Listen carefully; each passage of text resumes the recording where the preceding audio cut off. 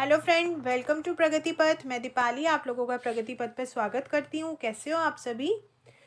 देखिए फ्रेंड, मैं सबसे पहले अपने टॉपिक के बारे में बताऊँ जो आज हम डिस्कस करने वाले हैं। तो देखिए, वो बहुत इंपॉर्टेंट टॉपिक है। आप लोगों के लिए यूज़फुल रहेगा जब भी आप कोई भी एग्ज़ाम देने जाएंगे। और उससे पहले अगर आप लोगों ने चैनल सब्सक्राइब नहीं किया है तो प्लीज़ सब्सक्राइब कर लो और बेल आइकन को प्रेस कर लेना। ओके, तो देखिए हमारा आज का टॉपिक है डिविजिबिलिटी रूल, विभाजकता के नियम। इसमें हम पढ़ेंगे कि कौन सी संख्या मतलब पर्टिकुलर नंबर से देखते ही हमें ये पता लग जाए कि डिवाइड हो सकती है या नहीं। उससे रिलेटेड हम आज कुछ रूल्स को पढ़ने जा रहे हैं। तो चलिए हम अपने इस वीडियो को आज स्टार्ट करते हैं। सबसे पहले आता है 2 से विभाजकता का नियम। अभी मैं आपको कोई भी संख्या दूं कि आप मुझे देखते बता सकते हो कि ये 2 से विभाजित होगी या नहीं। नहीं ना, तो उसी का जवाब आज आपको इस वीडियो में मिल रहा है। इससे क्या होगा कि हम लोगों ये रूल्स को देखेंगे कि कोई भी संख्या 2 से विभाजित है। हम ये देखते कैसे पता लगे, हमें ये पता लगेगा अगर किसी भी दी हुई संख्या के अंत में इकाई का अंक या फिर वंश के स्थान पे कोई भी इवन नंबर हो, तो वो क्या होगी, 2 से इजीली डिवाइडेड हो जाएगी। समझ आया आप लोगों को जो मैंने बोला कि कोई भी नंबर, कोई भी डिजिट, कोई भी संख्या जो हमें दी गई है उसकी इकाई के स्थान पर, उसके वंस के प्लेस पर अगर कोई भी इवन नंबर होगा तो वो इजीली 2 से डिवाइडेड हो जाएगा। ठीक है, आपको एग्जाम्पल के तौर पे दिया हुआ है। देखो यहाँ पर 8 आ रहा है, यहाँ 0 है, यहाँ भी 0 है। तो ये संख्याएं 2 से पूर्णतः विभाजित हो जाएंगी। नेक्स्ट पढ़ते हैं 3 से विभाजिकता का नियम। देखिए 3 से विभाजिकता का नियम क्या बोलता है, कोई भी संख्या 3 से विभाजित कब होगी, जब उस संख्या, दी हुई संख्या के प्रत्येक अंक को हम जोड़ें और जो योग, जो सम हमें मिले वो 3 से विभाजित हो। ठीक है, तो हम बोलेंगे कि हाँ वो संख्या भी 3 से विभाजित हो सकती है। ठीक है, जैसे कि हमें दिया हुआ है 3690, 3690।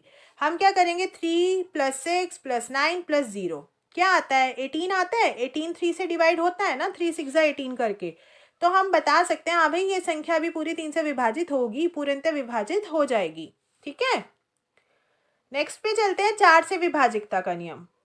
ये नियम क्या कहता है कि कोई भी संख्या 4 से विभाजित है, ये हमें कैसे पता लगेगा, दी गई संख्या के लास्ट की 2 डिजिट देख लो।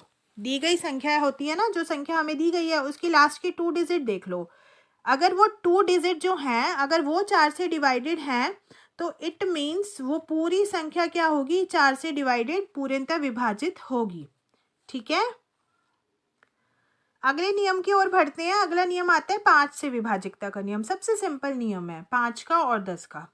एक नंबर जो 5 से पूर्णतः विभाजित हो, हमें कैसे पता लगेगा, हमें पता लगेगा अगर दी गई संख्या के अंत में क्या है, 0 या 5 हो तो वो संख्या पूर्णतः क्या होगी, 5 से विभाजित होगी।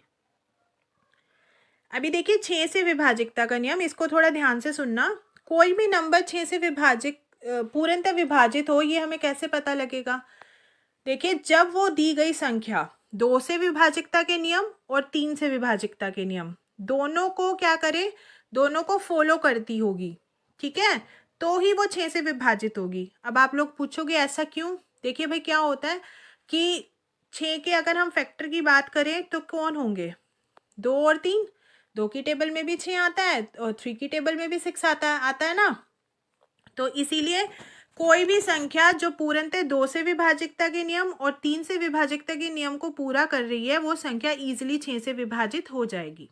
ठीक है, अभी आता है 8 से विभाजिकता का नियम। अभी जैसे हमने 4 से विभाजिकता के नियम में देखा, हमें संख्या की लास्ट 2 डिजिट देखनी थी। भाई लास्ट 2 डिजिट अगर डिवाइड हो रही है तो इसका मतलब वो पूरी संख्या 4 से विभाजित है। अभी हम 8 में लास्ट की 3 डिजिट देखेंगे, अंतिम के 3 अंक देखेंगे। अगर वो विभाजित हो रहे हैं ना पूर्ण रूप से 8 से, तो मतलब वो पूरी संख्या भी 8 से विभाजित है। ठीक है, देखिए 9 से विभाजिकता का नियम सेम एज 3 से विभाजिकता का नियम है। जैसे हमने 3 में क्या किया था, दी गई संख्या के हर अंक को जोड़ा था, योगफल को देखा था क्या वो 3 से विभाजित है, उसी प्रकार हमें 9 में भी करना है। 9 में भी हमें उसी तरह करना है, दी गई संख्या का जोड़ देख लेना, हर अंक का आपस में जोड़ देखोगे, अगर वो 9 से विभाजित हो रहा है ना तो पर्टिकुलर संख्या भी 9 से विभाजित है। ठीक है, देखिए सबसे सिंपल 10 से विभाजितता का नियम कुछ नहीं है, लास्ट में एंड होना चाहिए और डिजिट का 0 के साथ, तो मतलब वो 10 से विभाजित है। इकाई के स्थान पे 0 मिल जाए तो वो 10 से विभाजित है। ठीक है, देखिए इसको थोड़ा ध्यान से सुनना, 11 से विभाजितता का नियम क्या कहता है।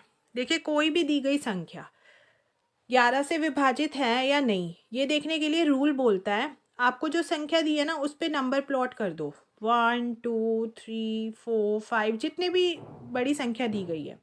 जैसे यहाँ पे दी गई है 50259, मैंने नंबर्स दे दिए ना इनको 1 2 3। अभी मुझे इवन नंबर वाले नंबर्स को अलग करना है। इवन नंबर पे 0 आ रहा है और 5 आ रहा है, तो 0 + 5 अलग करना है। ठीक है, और नंबर पे 5 आ रहा है, 2 आ रहा है और 9 आ रहा है, इनको अलग करना है, अलग ऐड करना है। तो देखिए मेरा दोनों को अलग अलग ऐड करके क्या आ गया, 5 और 16 आ गया ना। तो अभी मुझे क्या करना है, उनको आपस में माइनस करना है।